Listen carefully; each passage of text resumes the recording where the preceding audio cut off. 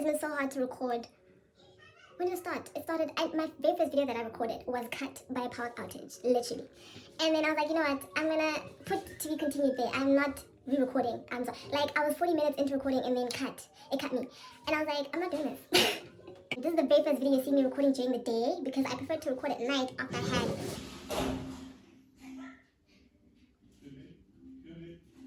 I need to get rid of this gum. I ain't got a clue, bro. Welcome to my channel, guys.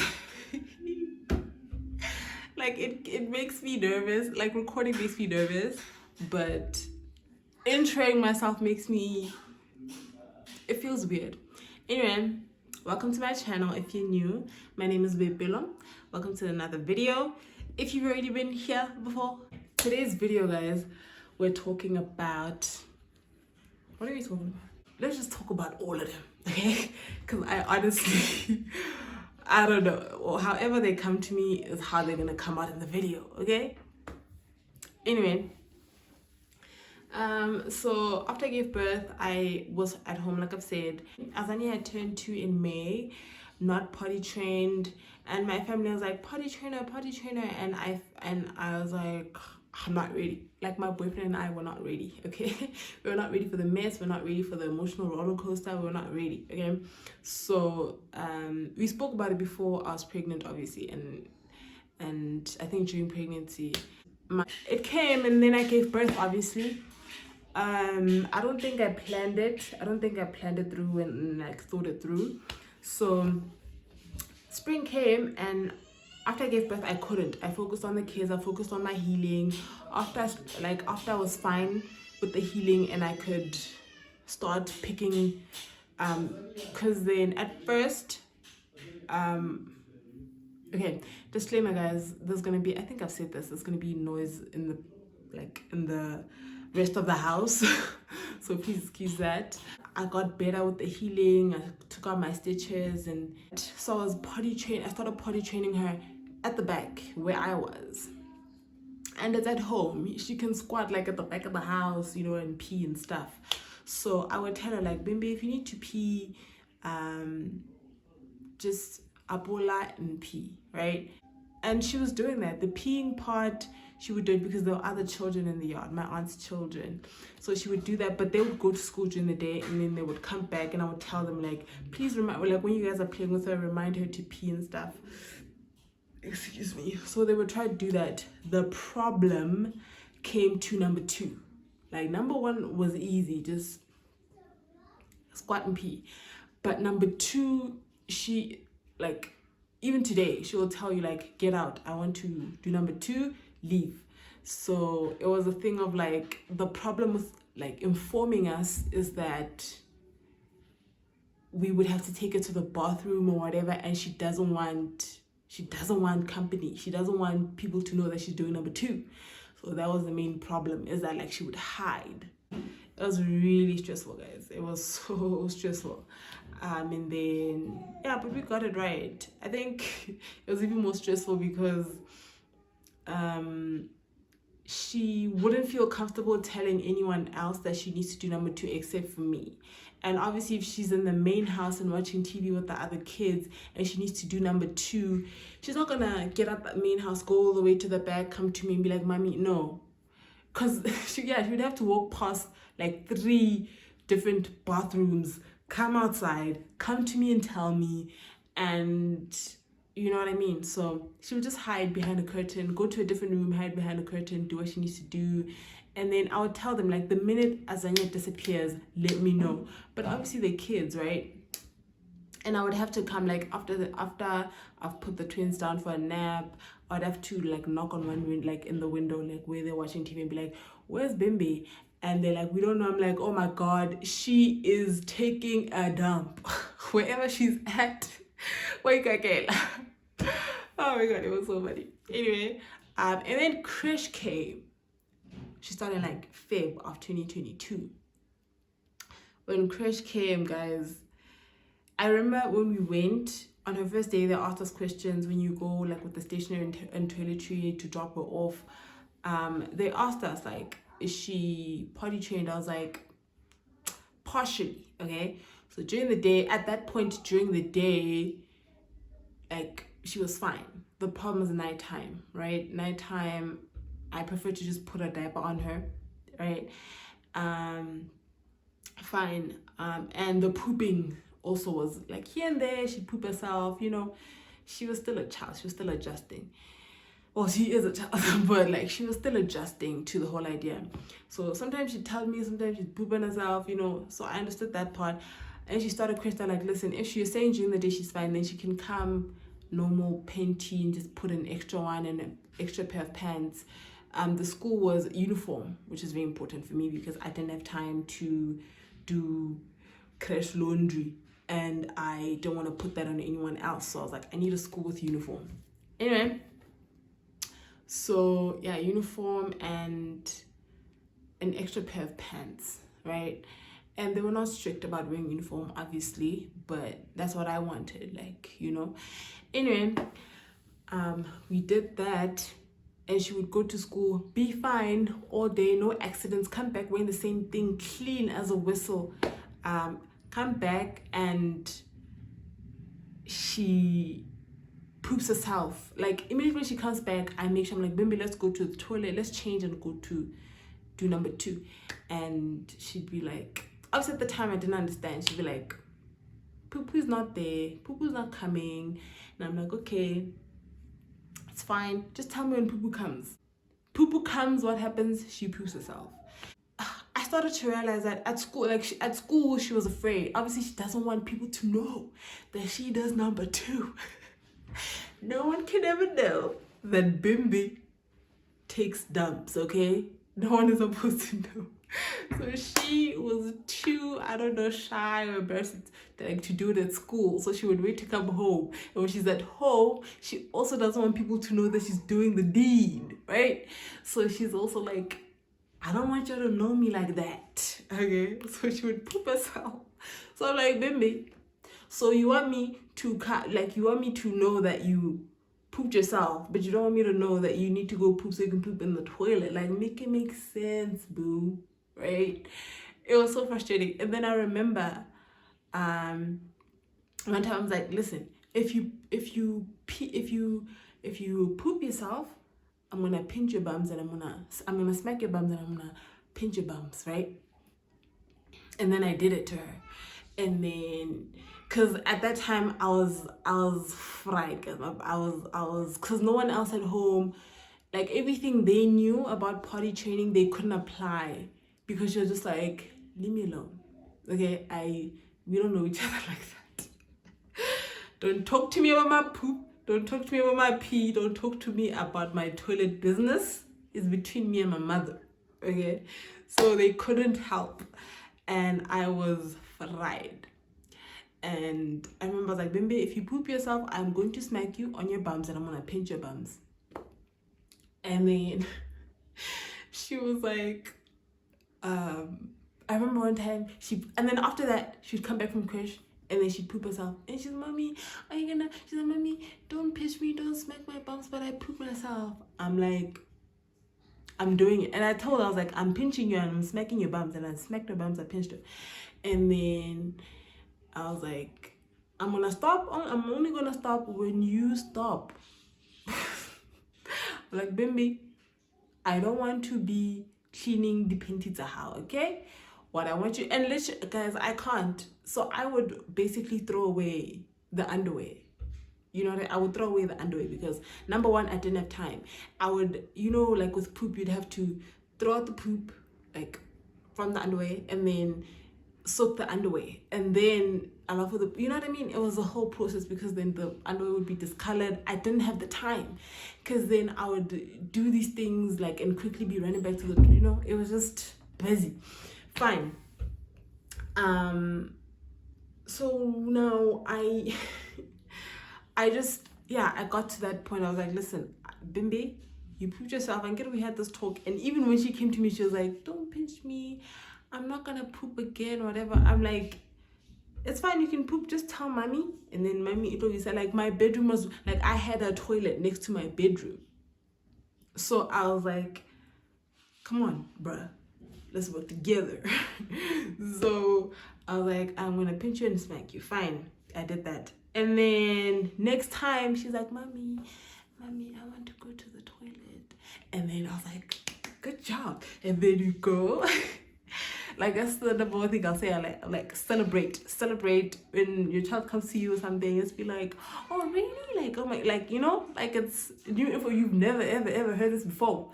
So I was like, good job, let's go quickly. And then we run like we're going to buy candy. And then we go to the toilet, and then she does her business. I'm like, you see, this is what you're supposed to do. You tell mommy we come to the toilet, mommy wipes you, and then we flush, you know. And she likes the idea of flushing. And yeah, after that, honestly, it was smooth sailing. Like, yeah, after that was smooth sailing. Potty training, signed, sealed, born, done. But going back to when she started creche, I've mentioned in her, like in my previous video in the part 2, that I really struggled with that idea. I honestly struggled. The first month of creche, the Feb 2022, my mom took her every day just so she could adjust.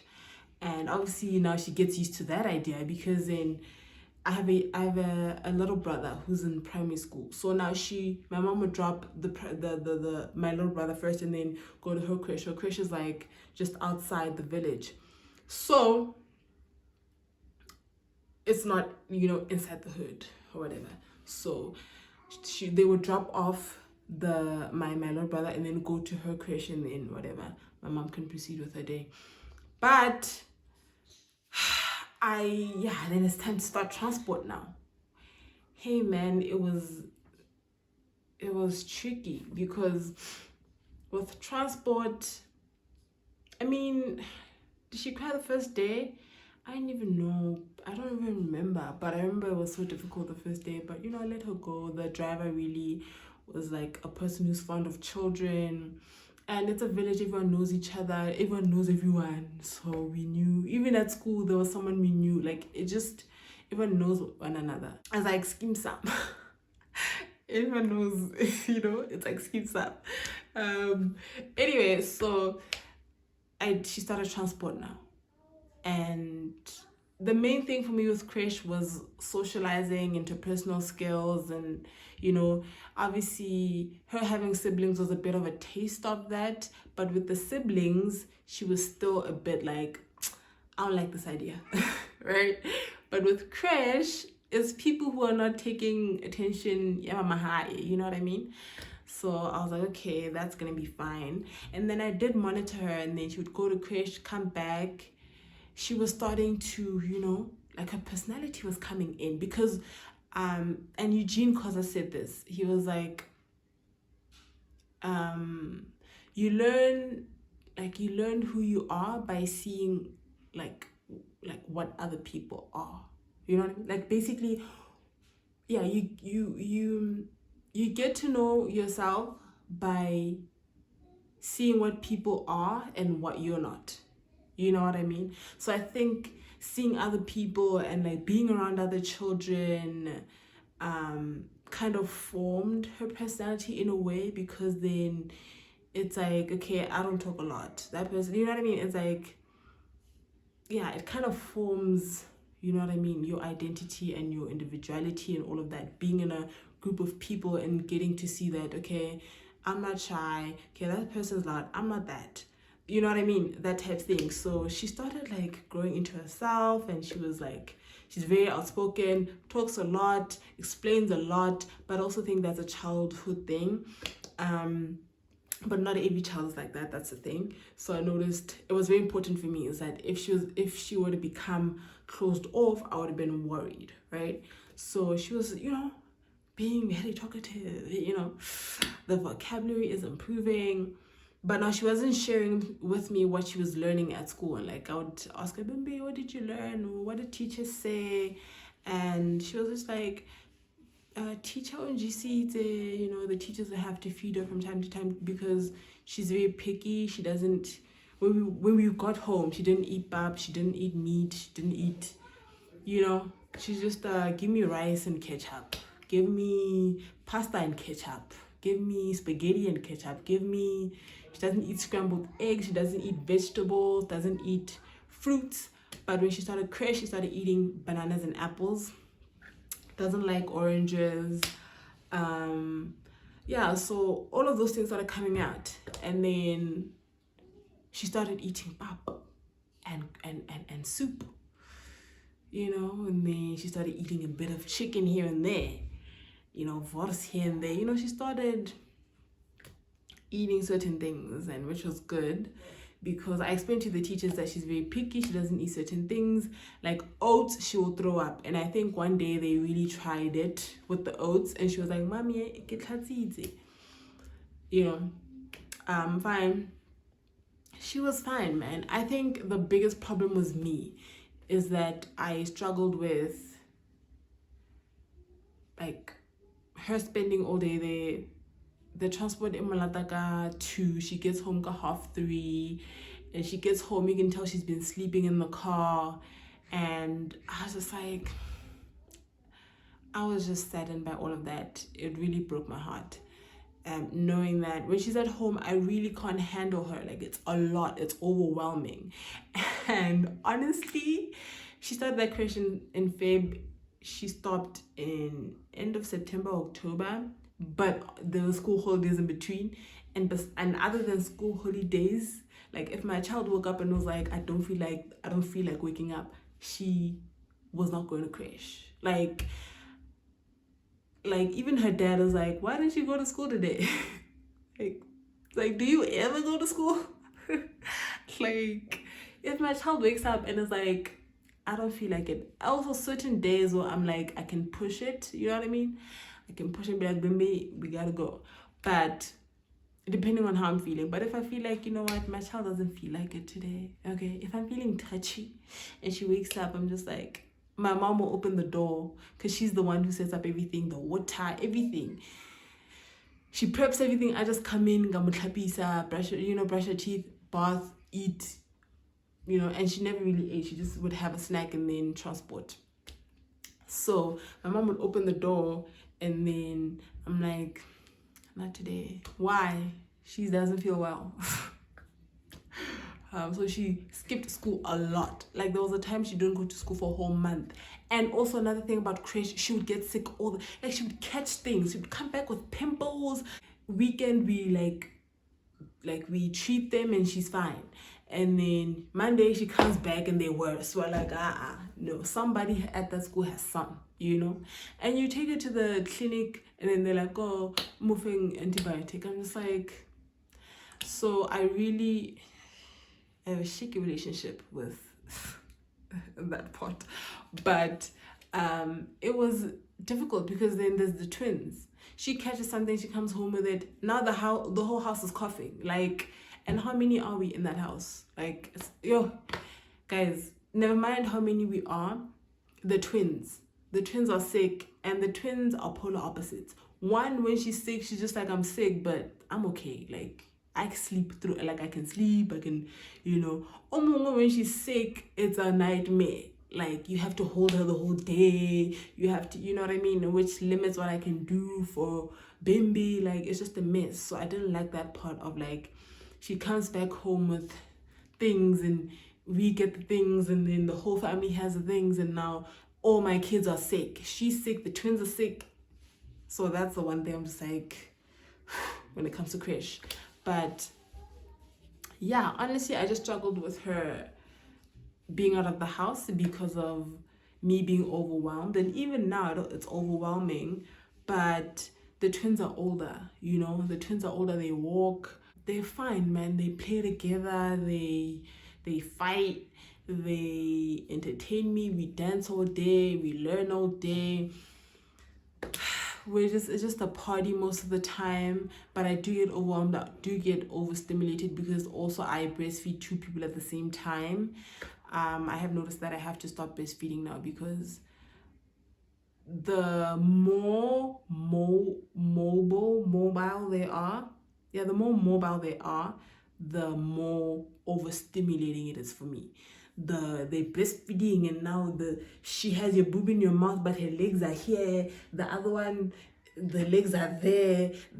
like they're just doing their own things with my boobs attached to their mouths, right? And it's just like they climb. The minute I sit down, they climb on me. Like I can't eat. I have to I have to sit in the kitchen on the bar stool and eat. And even then they come, they want to climb, it's a lot. So it can get overwhelming. But for the most part, I'm just like, it's okay. Like, it is what it is. My kids get to, interact with me whenever they want. They get to do whatever whenever they want. That was the biggest thing for me, was being away from my kids. I struggled with this when it was just Azania alone. And I think having children is very triggering. Every relationship I realize is very triggering in that sense. It's not even about mom guilt, because I have the same things in my relationship as well, that certain things trigger me and I have to work on them. It's either things I have to get rid of, things I have to communicate, things I have to learn, unlearn, all of that. So even with motherhood, there are things that are like that have nothing to do with mom guilt. You know what I mean? Me not wanting to be away from my kids, I think it's mom guilt when I spend every single day with my kids. We get like shopping, I go with my kids, we go together, like I do everything with my kids. And when it's time to go cut my hair, for example, there's the you don't want to, but like I spend all day with my kids. Then that's where mom guilt comes in. But excuse me, I did some research and I was watching a lot of content on motherhood and like triggers, and I remember someone also mentioned Gabo Mate on my channel and was like, please check him out. Thank you. I hadn't really been watching him. Like I just watch a lot of content, the Teal Swan, him, like all those people. Gary V also talks a lot about his childhood. Jordan Peterson, Stephen Bartlett also talks a lot about. So yeah, people, all these people. I watch a lot of successful people or clinical psychologists who talk about how their childhood affected their adulthood or their success, their failures, whatever. And I try to, even with myself, I try to then look at how I can parent my kids, and just work on them becoming, because having children is almost like an investment for me, in that I had children because I want adult children. You know what I mean? It's hard right now, and that's why I don't really care about the number of children I have, because it's going to be hard when they're children, but you're only going to see it when they're like in their 20s, and you're like, I did good, So I think, I realized this when a lot of people, like a lot of older people, like my mom's age and stuff like that, when their kids go to varsity, they start wishing they had more kids. They start wishing that,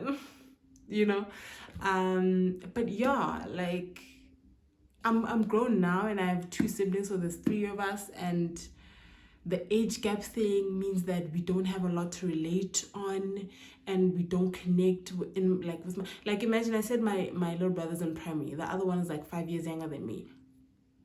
I don't talk to them. Honestly, I don't text with them, I don't call them, nothing. And my little brother is the funniest person ever, but I don't talk to them. I don't talk to him because we have really little to talk about, honestly. So I don't want that with my child. I don't want age gap. I don't want 5 years age gap. I was like, 3 years is the cap.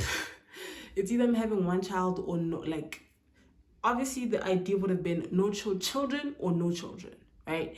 So that there's no I'm having one child, because I felt that was selfish. Like, you can't just bring, now my child's gonna bury me alone and then be in the world alone, So it was just weird. And then it's like I now I have to have more children. I've always wanted children, but I didn't think this would be the reason. You know what I mean? Because I grew up in my grandmother's house, it was a lot of people, so I was just like, I want a lot of children. But having one child, I was like, I would see her playing and I'm like, she's so lonely. Like, she looks so sad. And then I had more children, I had the twins, and then yeah, and I'm like, I want more children, you know what I mean? I want to have a big family, but also I'm like, I don't want to be pregnant in my 30s. I honestly don't want to be pregnant all my life, guys. Okay, so yeah, I don't know where the tangent started, but anyway, yeah, I just started thinking about, when I had children, I started thinking about my childhood. Like, I would get triggered by Azanya, She's the one who started to trigger me first, with physical touch, and like, it was easy because she's a baby and then you just want to hold her and stuff like that.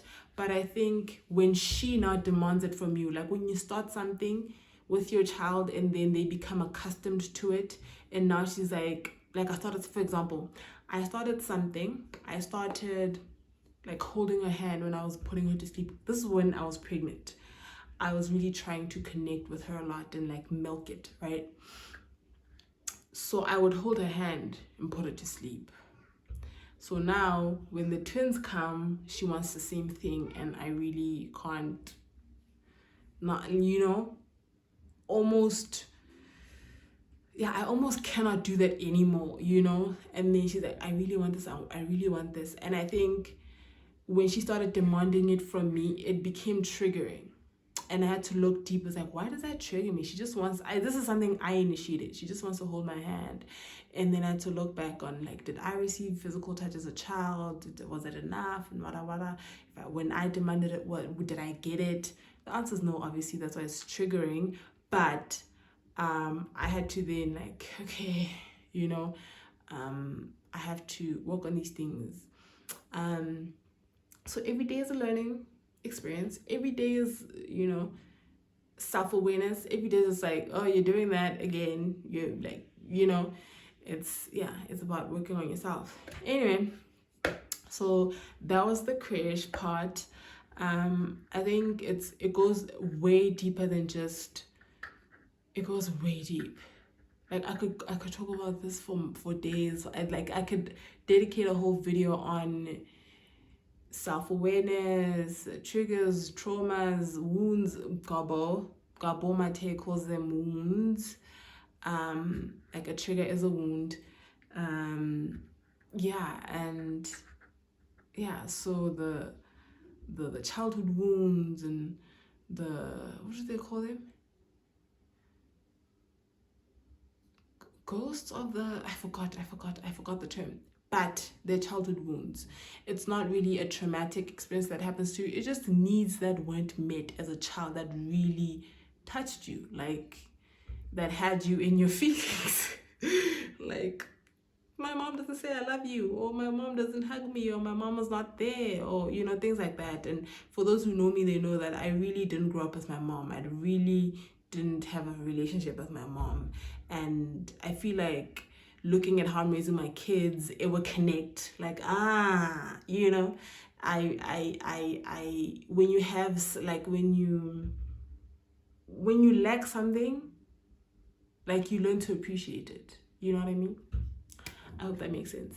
But yeah, so that's why that bothered me, that being away from my child and taking her out of the house and taking her out of the house, more especially with the twins here, knowing that I spend the whole day with the twins at home and I get to connect and I get to bond and whatever, but she's out and the twins already have a unique bond, very unique bond, that she might feel like a third wheel to at some stage. I felt like I really need to integrate her into that bond. You know what I mean? I really need to work her into that bond, the twins, so that she doesn't feel like a third wheel, that she's out and then they're busy bonding and we're bonding, then she comes back in and then she just, I really didn't. And I also didn't want my child, like, so my child's gonna start, like, there's gonna come a time where my child is gonna go to school 7 hours a day for 12 years straight.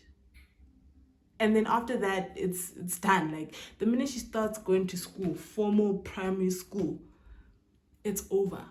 I honestly, I feel like I have to milk it. I have to get in that time. I have to get in, like, work on that bond, work on that relationship, so that I'm not doing remedial work when she's in her teens and she's like, we're not communicating or not.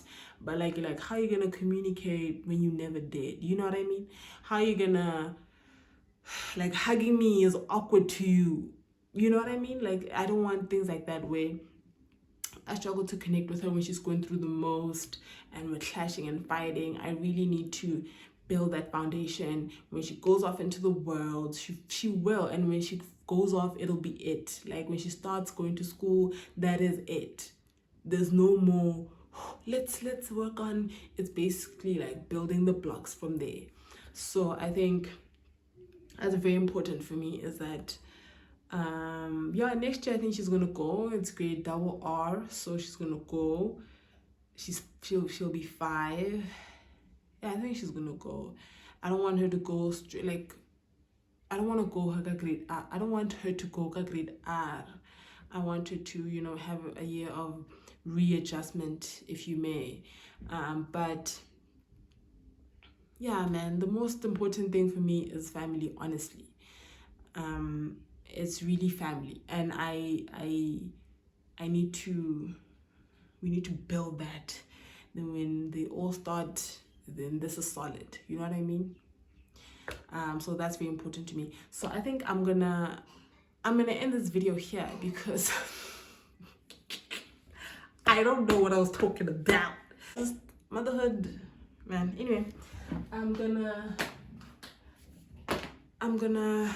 leave this video here. There's a lot going on.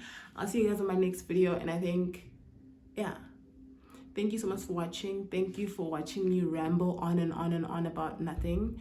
But I know that the people who are gonna watch these videos, like, are gonna find value in that nothing, because I find value in it, and I hope to find my community here and people we can share and have conversations with. We can learn from each other as mothers, as young people, as young women. I'll see you guys in the next video. Thank you for watching.